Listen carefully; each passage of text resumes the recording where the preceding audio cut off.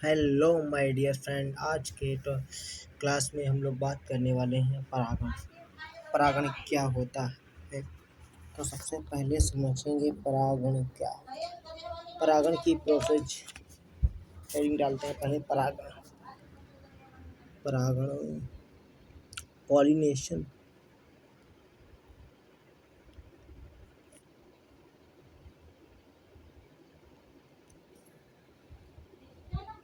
Pollination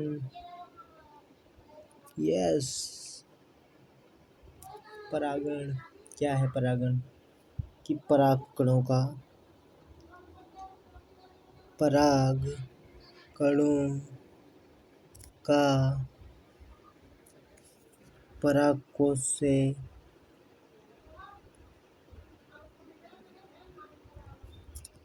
से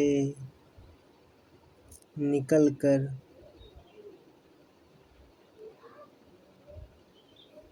वर्तिकाग्र तक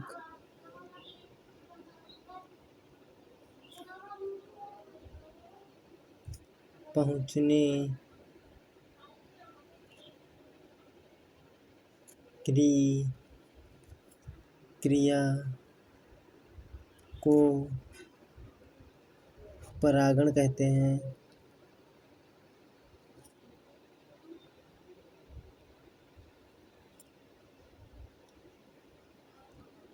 परागण के प्रकार,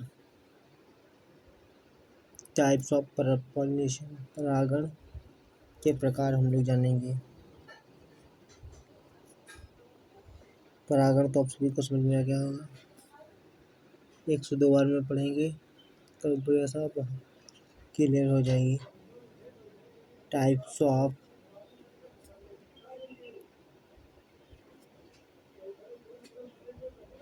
पॉलिनेशन।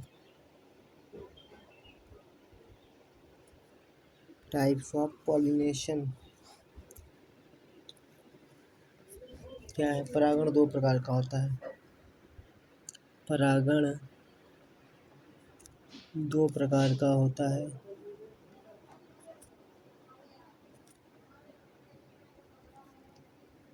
कौन कौन सा? नंबर 1 होता है स्वपरागण। स्वपरागण। और दूसरा होता है परपरागण।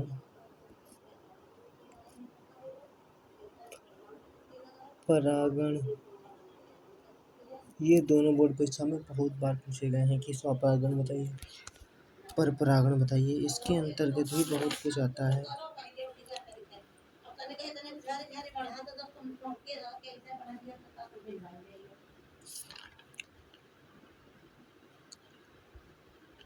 आगे देखते हैं क्या है।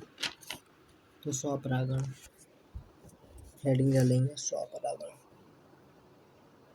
स्वपरागण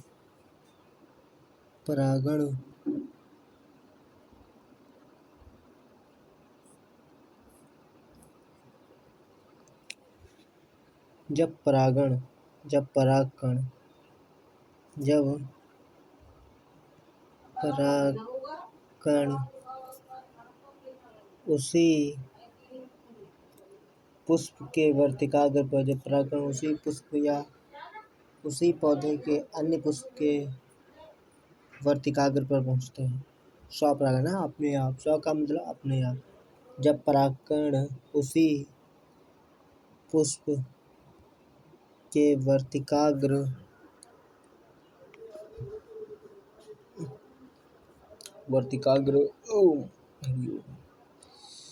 पर परागकण उसी पुष्प के वर्तिकाग्र पर या अन्य पुष्प या उसी पौधे के या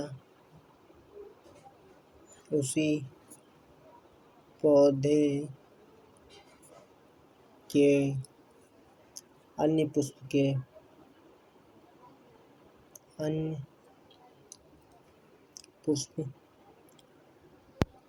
के वर्तिकाग्र पर पहुँचते हैं।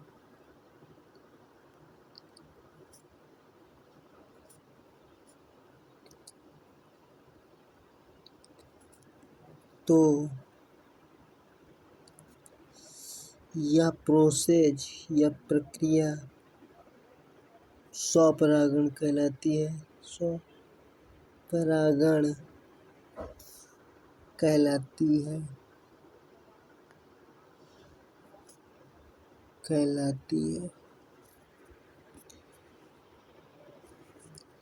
अब इसके बाद में हम लोग इसके अंतर्गत स्वपरागण को भी दो भाग हैं। इसके भी स्वपरागण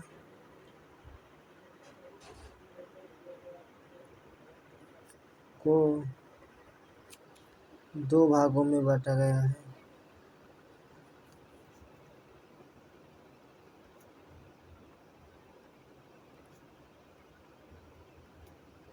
नंबर 1 है सजातपुष्पी।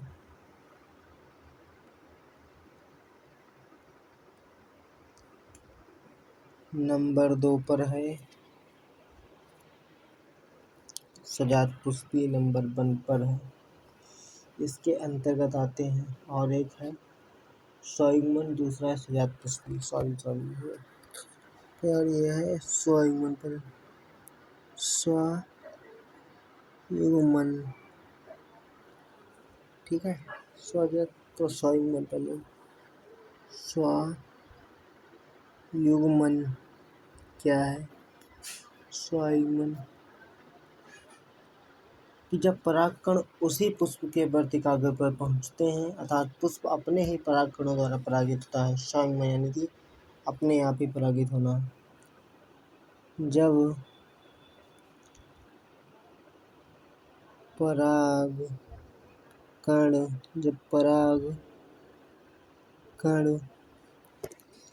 उसी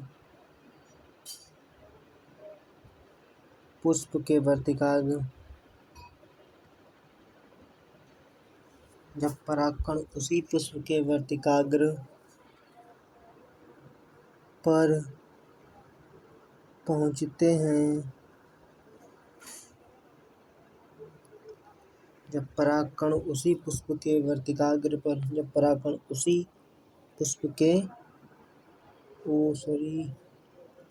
लिखेंगे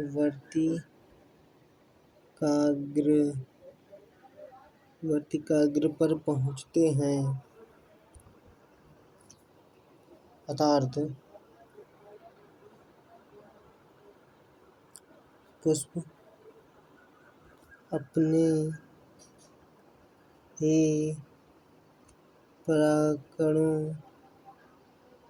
द्वारा परागित हो जाता है।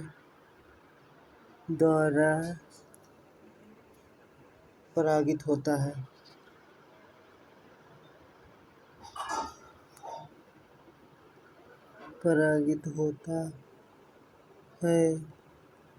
स्वयुग्मन कहलाता है। युग्मन कहलाता है। एग्जाम्पल है इसका, जैसे अनाजों में भी इस प्रकार का पाता है। स्वपरागण का भी एग्जाम्पल है अनाजों में। जैसे एग्जाम्पल अनाज कोई भी ले लें, जौ, चना, मक्का। अनाजों में अनाज होना चाहिए बस। अब सजातपुष्पी आता है नंबर 2 पे। सजातपुष्पी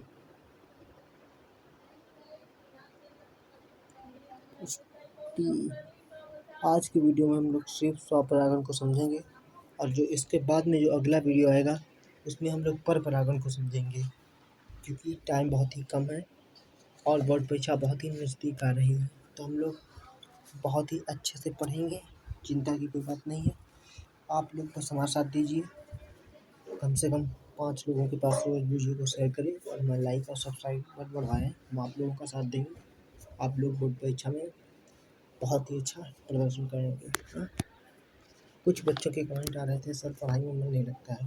तो देखिए, पढ़ाई में मन किसी का नहीं लगता है, बस उसे लगाना पड़ता है। 1 दिन 2 दिन धीरे धीरे हैबिट डालना।